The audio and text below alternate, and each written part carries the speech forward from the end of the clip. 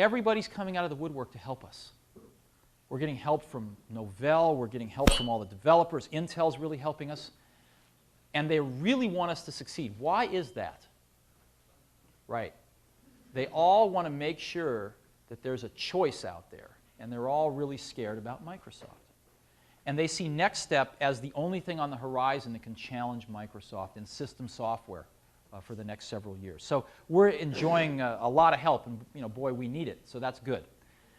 Now, we've also had a lot of requests from companies to port NextStep to other platforms, and we're talking to some of those companies right now. Now, we got a lot of requests from Sun customers to port NextStep to Sun. So a lot of them are saying, look, we may not want to buy them anymore, but we already bought 500 and we don't want to throw them in the bay. So can we put your software on them? Because Sun's falling behind in software. Now, Sun says they'd rather stick needles in their eyes than help us do this. That's a quote. And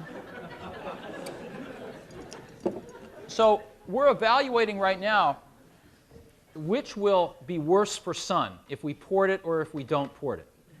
And since we're fairly customer-driven, we'll probably end up doing what the customers ask us to do, because we want to make them happy. Now, this leads one into the question, should we just be a software company? And we think the answer is no. We think we should be a software company and a hardware company. In making the decision to put NextStep on more than our own platforms, we clearly decided that we will sell less than 100% of the NextStep hardware.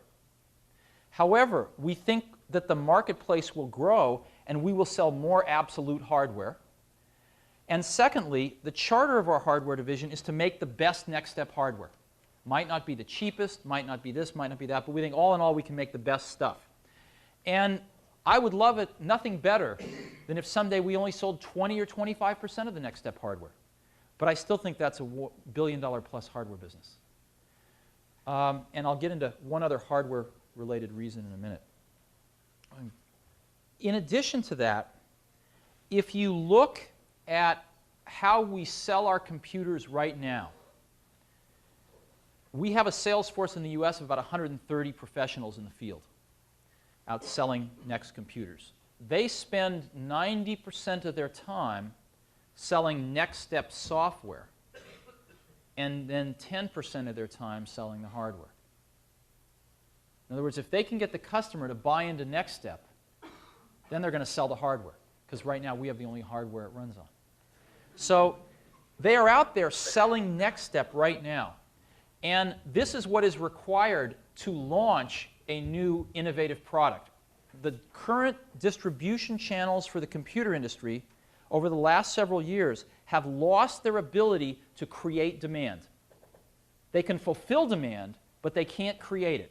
If a new product comes out, you're lucky if you can find somebody at the computer store that even knows how to demo it, right?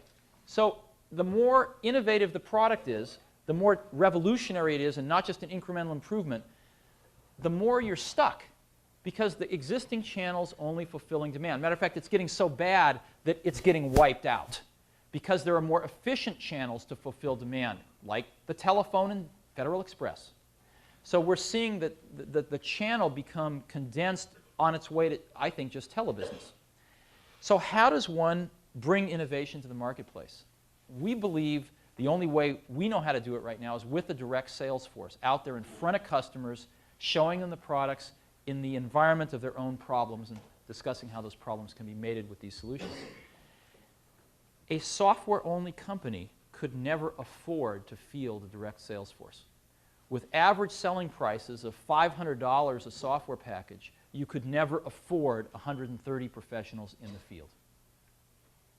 With an average selling price of $5,000, you can. And that's why I don't think we're going to see any more system software companies succeed. I don't think it's possible to fund the effort to educate the market about a revolutionary product with ASPs that low. And if it's not a revolutionary product, I don't think the company can succeed. So our strategy has been that we've got to be a hardware company in order to make our software business succeed. And we think we can do really well at both of them. I know that's a long answer, but It's a complex problem, too.